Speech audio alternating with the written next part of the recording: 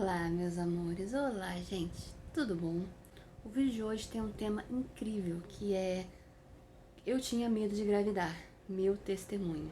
E cara, isso é muito comum em muitas e muitas mulheres maravilhosas, inclusive, incríveis, com potencial incrível, que seriam mães incríveis. Mas cara, e o medo que dá? E o frio na barriga que dá? E os pensamentos e argumentos, que motivos até pessoais que vêm para não ter no momento, não ter agora, e vai empurrando com a barriga. Eu dei uma empurrada com a barriga porque eu casei em 2014 e a Beca vai nascer agora em 2024, gente, quase 10 anos depois. Que é o que você fez esses 10 anos? Gente, fiz muita coisa. Acabei a faculdade, fiz pós, escrevi um livro, viajei para lugares que eu queria viajar sem o bebê ainda, porque são experiências diferentes. Fiz muita coisa, mas eu também dei uma enroladinha. Por causa de alguns motivos que eu vou falar com vocês. Eu vou fazer o seguinte: vou falar o motivo e a resposta que Deus me deu sobre eles pra eu ter tido coragem de ter filhos. Eu tô gravidinha, né, gente? Tô com quase 9 meses, 35 semanas. Então eu vou falar o que Deus me respondeu sobre esses meus argumentos. Então vai ser muito interessante esse vídeo de hoje, tá? O primeiro argumento, gente, que eu tinha era o seguinte: cara, como é que eu vou colocar um filho nesse mundo do jeito que ele está? Com tanta maldade, com tanta ruindade, com tanta coisa errada. Era o que eu pensava. E esse daí, Deus falou comigo: filha, se os bons não tiverem filhos, o que vai ser do mundo? O que vai ser da próxima geração? O que vai ser do futuro? O que vai ser da próxima geração da nossa igreja, inclusive? Vai ter uma próxima geração na nossa igreja? Na sua igreja? Na igreja de Cristo? Fiquei, uau, isso é muito impactante. E Deus falou isso ao meu coração e Ele me deu coragem. Ele me deu coragem com essa resposta dele, foi a verdade. E por mais que seja difícil realmente criar num mundo como esse, Ele vai nos dar essa capacidade. Ele vai nos dar essa graça. É Ele que capacita a gente para ser pais. Interessante que a gente pede capacidade para Deus para tanta coisa, mas na questão de maternidade, paternidade, é Ele também que capacita você. Outros argumentos que eu usava, vou falar vários juntos, porque a resposta veio de uma vez só. Outro argumento que eu usava era, eu já estava acima do peso antes de engravidar. Eu falava, não tem como eu engravidar. Porque se eu já tô acima do peso agora, imagina o tamanho que eu vou ficar quando engravidar. Eu preciso emagrecer para engravidar. Eu coloquei uma condição para engravidar. Eu precisava emagrecer. E eu consegui emagrecer, te pergunto? Não conseguia. Eu não conseguia emagrecer, gente. E aí eu colocava isso como uma condição, tentava fazer as coisas, mas acabava não emagrecendo. Então o tempo ia passando, e aí eu falava, não, mas não tem como, gente, tem grávida que engorda 20 quilos. Como é que vai ser? Não dá pra fazer isso. Esse era um argumento muito forte, muito pesado pra mim. Era um dos que eu mais usava e que eu mais tinha medo. E aí eu usei isso vários anos, gente. O Rodrigo ouviu isso várias vezes. Esse era um. Outro argumento que eu tinha é, eu tenho esofagite, né, uma inflamaçãozinha lá no esôfago, que me dá muita azia. Então eu tomava remédio direto pra isso, né? É tipo o eprazol, alguns remédios desse tipo assim. E se eu não tomasse, me dava muita azia. Aí eu pensava, cara, grávida já é um serzinho que tem azia. É comum a gravidez ter azia. Imagina eu que tenho esofagite e sem tomar remédio. Eu ficava pensando, meu Deus, eu vou passar 9 meses sofrendo de azia? É muito ruim ter azia, gente, né? Isso era uma coisa também que dava um negócio assim em mim. Segundo argumento assim que eu usava pra isso. Terceiro argumento que eu usava, eu tenho asma, tenho falta de ar. E na gravidez você sente falta de ar também, principalmente no terceiro trimestre, que é o que eu tô agora. Você sente falta de ar.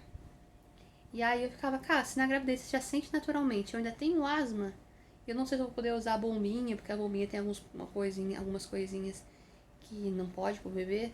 Não sei se eu vou poder usar a bombinha, e aí? Como é que vai ser? Aí, terceiro argumento. Outro argumento, dinheiro. Não tá fácil, se você não tá uma criança nesse mundo, como é que eu vou pagar as coisas? Como é que vai ser, né? O nosso salário não aumentou. Como é que eu vou colocar mais uma coisa assim para ter gastos, né? E gasta com creche, gasta com fralda, gasta com isso, gasta com aquilo, um monte de gasto. Eu queria que as condições estivessem perfeitas, os astros alinhados, como as pessoas falam assim, tudo assim, ó, perfeito para engravidar. Era o que eu queria, o que eu pensava. Inclusive, é um pensamento que as pessoas têm em vários aspectos. Ah, não, só vou casar quando tiver tudo perfeito. quando tiver minha casa própria, quando tiver isso, quando tiver aquilo. Ah, não, só vou fazer a obra de Deus quando eu tiver com um emprego estável, quando eu tiver com isso, quando eu tiver com muito tempo. Cara, cara, cara. Ô doce engano. Meu Deus, doce master engano. Gente, esse negócio de esperar condições perfeitas para você fazer o que você tem que fazer, essas condições dificilmente vêm. Às vezes você pode morrer e não ter chegado a essas condições perfeitas. Porque a vida não é perfeita, ela não é linear, ela não é reta. Por mais que, vamos supor, melhorou a condição financeira aqui, uhul! Mas aí uma outra coisa de repente aparece. Uma outra coisa ainda não tá boa ainda. Estar com tudo perfeito na sua vida, gente, é uma utopia. E aí, por exemplo, no casamento eu entendi, não tava tudo perfeito, eu casei, tudo certo, Deus capacitou, Deus ajudou, Deus abençoou, porque Ele sempre vai abençoar. Deus é a favor da família, Ele ama a família, Ele tem um carinho especial pela família. Então Ele abençoa os casamentos de forma especial. Ele abençoa a maternidade e a gravidez de forma especial. Eu falo que Deus olha para as gravidinhas com um carinho todo especial. Ele vai cuidar, você pode ficar tranquilo, não vai estar 100% perfeito, mas você tem Deus. E é isso que faz toda a diferença. E aí, como é que aconteceu? Ano passado, em julho, a gente foi no churrasco de família. E o Rodrigo ficou conversando com o primo dele, que fazia tempo que ele não via. Nessa hora eu não estava junto, estava com a minha sogra. E eles tiveram uma conversa lá. Não ouvi, não fiquei sabendo de nada. E depois, na hora de ir embora, o Rodrigo veio conversar comigo. Ele falou assim, amor, tava falando com meu primo. E ele perguntou por que a gente não tem filhos ainda, né? Se a gente tinha alguma coisa, assim, né? Alguma objeção, alguma questão e tal. O primo dele já tinha 2, tá indo pro terceiro. Aí o Rodrigo falou assim, não, cara, a gente tá esperando as coisas melhorarem um pouquinho, as coisas se encaixarem um pouquinho, né, e tal. Aí ele falou assim, o primo do Rodrigo falou, primo, não tem condições perfeitas. Ser pai, ser mãe, ter um filho é um salto de fé. Ter filhos é um salto de fé.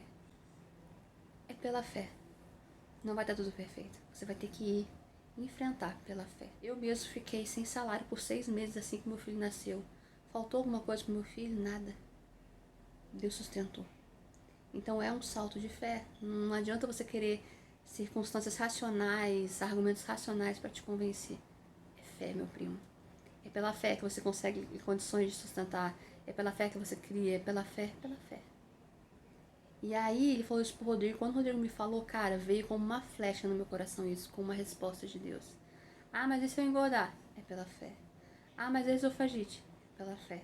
E a asma? Fé. E o dinheiro? Fé. É um salto de fé. É só confiar, dar a mão em Deus e acreditar que Ele vai ser com você.